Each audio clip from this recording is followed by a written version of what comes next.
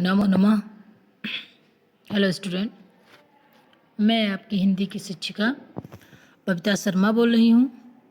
आज हम आपकी बुक संस्कृत रत्नम से द्वितीय पाठ, दूसरा पाठ जिसका नाम है कारक प्रयोग, कारक का प्रयोग, आज हम ये चैप्टर एक्सप्लेन करेंगे और इसको हम समझाएंगे कि कारक का प्रयोग कैसे होता है। पहले हम कारक का परिचय पढ़ेंगे कि कारक क्या है।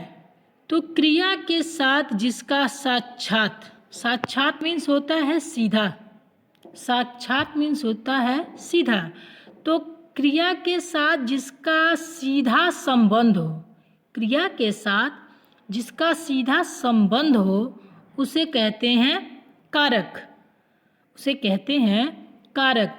जैसे छात्र पठति, छात्र पठति, इस वाक्य में पठति क्या है? क्रियापद है। इस वाक्य में पठति जो है वो क्रियापद है। क्रियापद का छात्र से साक्षात संबंध हो रहा है, संबंध है, क्योंकि छात्र है। इसका सीधा संबंध किससे हो रहा? पढ़ने से हो रहा है। इसका सीधा संबंध पढ़ने से है।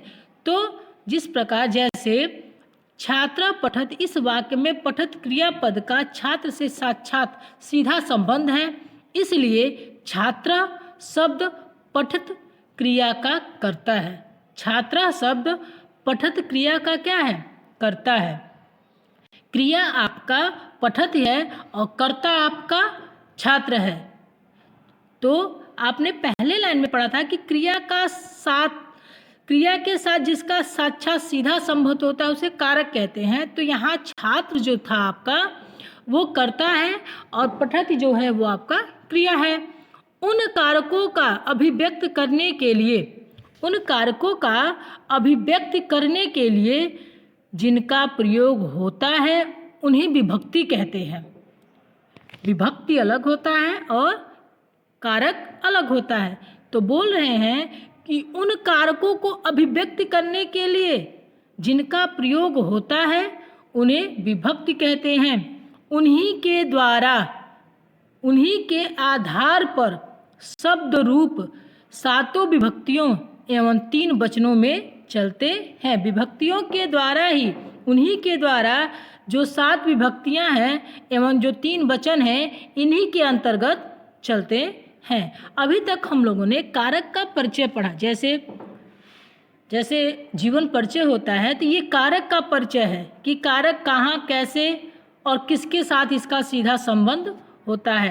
अब आपके बुक में दिया है कि वाक्ये क्रियायाः साक्षात् अन्वयः येन शब्देन सह भवति तत्पदम कारकम भवति।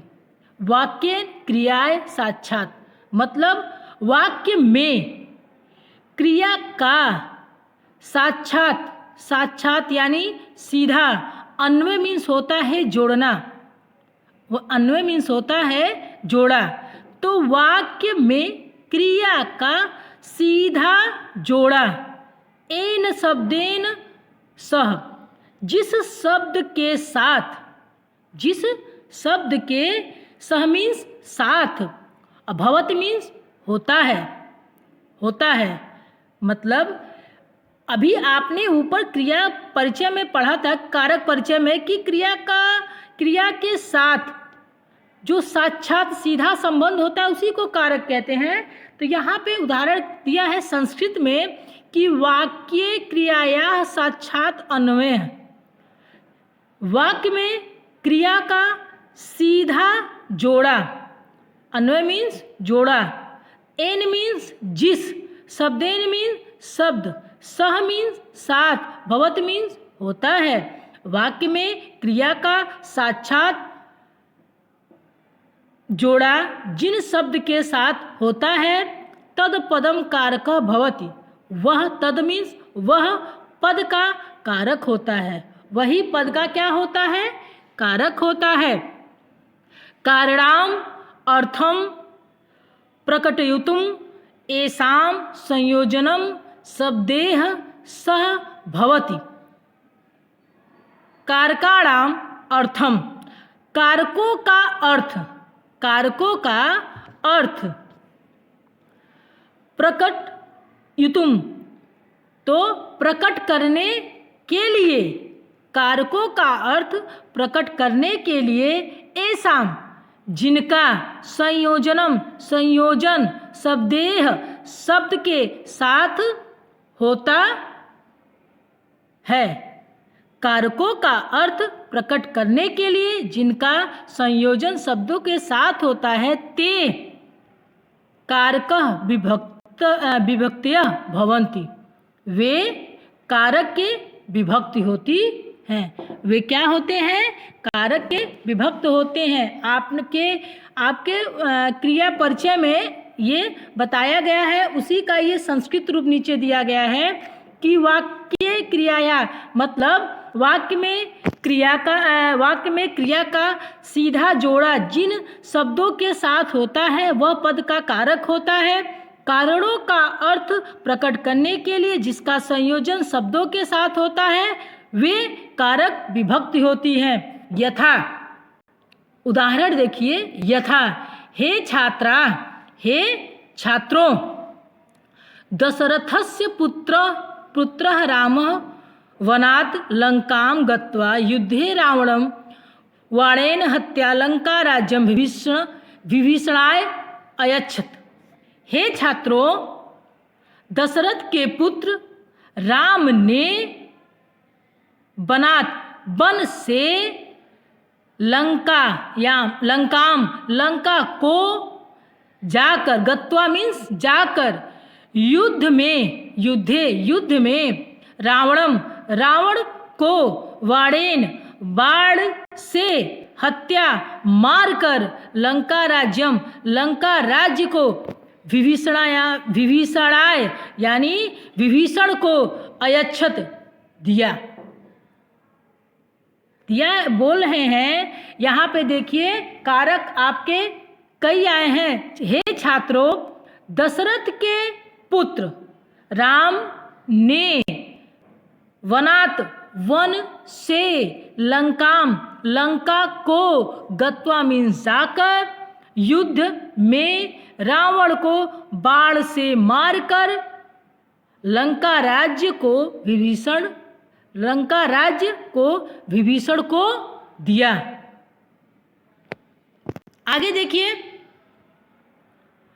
अत्र रामः प्रथमा विभक्ति, यहाँ राम प्रथमा विभक्ति है। रावणम लंका च द्वितीया विभक्ति, रावण और लंका द्वितीया विभक्ति है। वाणेन तृतीया विभक्तो, वाण जो है वो तृतीया विभक्ति है। विभीषणाय चतुर्थी विभक्तो, विभीषण जो है वो आपकी चतुर्थी विभक्ति है। वनात् पंचमी विभक्तो, वन जो है वो आपका पांचवी विभक्ति है। दशरथस्य, दशरथ जो है आपकी षष्ठी विभक्ति है। ओके, उसके बाद यह युद्धे सप्तमी विभक्ति च प्रयुक्त अस्ति, युद्ध में सप्तमी विभक्ति और युद्ध में सप्तमी विभक्ति का प्रयोग है। कैसे? देखिए, रामः दिया है, रामः आपका प्रथमा विभक्ति है और लंका और रावण आपका द्वितीय विभक्ति है। कर्ता ने, राम ने रावण को फिर दिया है। वाणेन, बाण से, यहाँ तृतीया विभक्ति है। विभीषणाय के लिए यहाँ चतुर्थी विभक्ति है। बनात से यहाँ पंचमी विभक्ति है। दशरथस्य के, तो यहाँ पे आपकी षष्ठी विभक्ति है। युद्धे में यहाँ पे आपकी सप्तमी विभक्ति का प्रयोग हुआ है। अब देखिए आगे, हे छात्रा, हे छात्रों, संबोधनम अस्ति, यह क्या है? संबोधन है। संबंधम संबोधना च विहाय कर्ता कर्म करण संप्रदान अपादान अधिकरण इति षष्ठः कारणाय भवन्ति। कह रहे हैं हे छात्रों, यह संबोधन के लिए है। यह संबोधन जहाँ पे अरे, हे, ओह, ये जब ऐसे शब्द आते हैं तो वहाँ संबोधन चिन्ह का प्रयोग होता है। जैसे आपके बुक में ये दिया है अरे, हे छात्र, तो यहाँ पे हे छात्र, तो यहाँ पे संबोधन चिन्ह, ये संबोधन चिन्ह है, ठीक है। तो जहाँ पे अरे, हे, हो, ओह, तो यहाँ पे संबोधन चिन्हों का प्रयोग किया जाता है। फिर आगे दिया है संबंधनम संबोधनम च विहाय, मतलब कि संबंधन, संबंध और संबोधन, संबंध और संबोधन को छोड़कर, संबंध, ये संबंध और संबोधन, यहाँ पे च मीन्स और होता है, तो संबंध और संबोधन, विहाय मीन्स होता है कि छोड़कर, संबंध और संबोधन को छोड़कर कर्ता, कर्म, संप्रदान, अपादान, अधिकरण, इस प्रकार 6 कारक होते हैं। इस प्रकार 6 कारक होते हैं, क्योंकि संबोधन और संबोध का कारक नहीं माना जाता है। संबंध और संबोधन को कारक नहीं माना जाता है, ये किसी व्यक्ति विशेष के लिए जोड़ा जाता है। जब ये कभी हम कुछ ऐसा करते हैं तो ये संबंध और संबोधन कारकों में नहीं जोड़ा जाता है। इसलिए संस्कृत में जो कारक होते हैं वो 6 होते हैं। संबंध और संबोधन को कारक में नहीं जोड़ा जाता है। दिया है ना कि संबंधम संबोधना च, संबंध और संबोधन विहाय मीन्स छोड़कर कर्ता, कर्म, करण, संप्रदान, अपादान, अधिकरण इति, इस प्रकार 6 कारक होता है। संबंधस्य संबोधनस्य च साक्षात अन्वय क्रियाया सह न भवति, अतः द्वय गणना कारके नास्ति। दिया है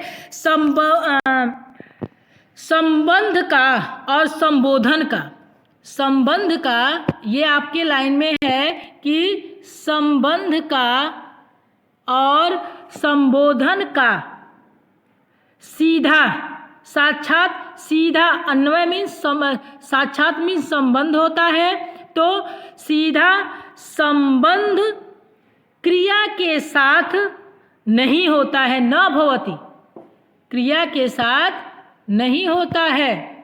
संबंध का और संबोधन का सीधा संबंध, अन्वय मीन्स संबंध होता है, तो संबोधन और संबंध का सीधा संबंध क्रिया के साथ, सह मीन्स साथ, न भवति नहीं होता है, अतः द्वय गणना कारके नास्ति, इसलिए दोनों की गणना कारक में नहीं होती है। संस्कृत में कोई पूछे कि कितने कारक होते हैं तो आप बोलोगे कि संस्कृत में 6 कारक होते हैं। संबंध और संबोधन की गणना कारक में नहीं की गई है, क्योंकि ये किसी व्यक्ति के लिए प्रयुक्त किए जाते हैं। इसलिए संस्कृत में 6 कारक हैं। वो कौन कौन से हैं? कर्ता, कर्म, करण, संप्रदान, अपादान, अधिकरण, ये संस्कृत के 6 कारक है। अब हम पढ़ेंगे इसका पहला कारक, कर्ता कर्म। कर्ता कारकम, तो इसका चिन्ह है ने, प्रथमा विभक्ति, प्रथमा विभक्ति। इसमें दिया है नहीं विद्या समो बंधु, न च व्याधि समो रिपु, न च अपत्य समः स्नेह, न च देवात् परम बलम। यहाँ पे कर्ता कारकम यानी कर्ता ने, प्रथमा विभक्ति, नहीं मीन्स होता है नहीं, विद्या समो, विद्या के समान कोई, बंधु मीन्स होता है भाई, नहीं कोई विद्या के समान भाई होता है, न च व्याधि समो रिपु, और न कोई व्याधि मीन्स रोग होता है, और न कोई रोग के समान, रिपु मीन्स होता है शत्रु, तो न कोई रोग के समान शत्रु होता है। न च, यहाँ चो दिया है तो न च अपत्य सम मीन्स होता है आपका संतान के समान स्नेह, और न कोई संतान के समान स्नेह है। न च देवात पर बलम, और भाग्य के अतिरिक्त बल नहीं है, भाग्य के अतिरिक्त कोई बल नहीं है। दिया है कर्ता कर्म में प्रथमा विभक्ति दिया है, नहीं कोई विद्या के समान मित्र है, नहीं कोई विद्या के समान भाई है, न कोई रोग के समान दुश्मन है, और न कोई संतान के समान समाज को, संतान के समान कोई स्नेह है, और न कोई नहीं है। भाग्य के अतिरिक्त न च देवात पर बलम, देवात मीन्स होता है भाग्य के अतिरिक्त कोई बल नहीं है। यहाँ पे हर जगह न लगा है, तो यहाँ पे आपकी कर्ता ने प्रथमा विभक्ति है। अब हम दूसरा पढ़ेंगे कर्म कारक। तो यहाँ पे का दिया है चिन्ह, यहाँ जो आपका ये दिया है का नहीं होगा, यहाँ कर्म को होगा, यहाँ पे आपके बुक में गलत होगा, ये को होगा। कर्म कारकम को द्वितीया विभक्ति, कर्म कर्ता ने कर्म को, यहाँ पे आपके बुक में का दे दिया है, तो कर्ता ने होता है, कर्म को होता है, तो यहाँ पे कर्म कारकम यानी को, ये है आपका द्वितीया विभक्ति। अब हम पढ़ेंगे, इसमें भी दिया है आचारः कुलमा ख्याति देशाम ख्याति भाषणम सम भ्रमः स्नेह ख्याति बपुरा ख्याति भोजनम। अब यहाँ देखिए क्या दिया है कि आचरण के समान, आचरण कुल को बतलाता है, हमारा जो व्यवहार होता है, आचरण मीन्स जो व्यवहार होता है, हमारा जो आचरण होता है, कुल मीन्स होता है खानदान, तो आचरण कुल को बताता है, आचरण कुल को बताता है। आचरण मीन्स आचार मीन्स आचरण आपका होता है, और कुल मीन्स कुल होता है, ख्याति मीन्स बतलाता है। देशाम ख्याति देश भाषण, देशाम ख्याति देश को जो भाषण है वो देश को बताता है, भाषण जो है वो देश की ख्याति को बतलाता है। उसके बाद दिया है संभ्रम, सम्मान जो है वो क्या बताता है, स्नेह को, स्नेह की ख्याति को बताता है, सम्मान स्नेह की ख्याति को बताता है। और फिर दिया है बपुरा ख्याति मीन्स होता है, बपु मीन्स होता है शरीर, तो भोजन शरीर को बतलाता है, भोजन शरीर को बतलाता है, आचरण कुल को बतलाता है, भाषण देश को बतलाता है, और जो हमारा सम्मान है वो स्नेह को बतलाता है, और भोजन शरीर को बतलाता है। तो हर जगह लिखा है को, यानी द्वितीया विभक्ति, आचरण कुल को बतलाता है, भाषण देश को बतलाता है, और सम्मान स्नेह को बतलाता है, भोजन शरीर को बतलाता है। अब हम पढ़ेंगे आपका तीसरा हम पढ़ेंगे करण कारकम मतलब से, द्वारा, कर्ता ने कर्म को करण से द्वारा, यहाँ आपका तृतीया विभक्ति है, यहाँ आपका तृतीया विभक्ति है। तो ये हम पढ़ेंगे, इसमें दिया है अक्रोधेन जयते क्रोधम साधु, अक्रोधेन जयते क्रोधम साधु, साधुना नाम जयते, जयते कदर्यम दानेन जयते सत्येन चानृतम, ये हो जाएगा च अनृतम। तो यहाँ पे है कि अक्रोधेन जयते, अक्रोधेन जयते, अक्रोध जो शांत को शांत से क्रोध को जीता जा सकता है। शांत को क्रोध से जीता जा सकता है। अक्रोधेन जयते क्रोधम साधु, मतलब शांति को, क्रोध को हम कैसे जीत सकते हैं? शांति से जीत सकते हैं। और सज्जन दुष्ट को हम कैसे जीत सकते हैं? सज्जन लोग सज्जनता से दुष्ट को जीत सकते हैं। और दानेन जयते कदर्यम, दान से लोभ जीते, दान से लोभ को जीते। और सत्येन च अनृतम, सत्य से असत्य को जीते, सत्य से असत्य को जीते।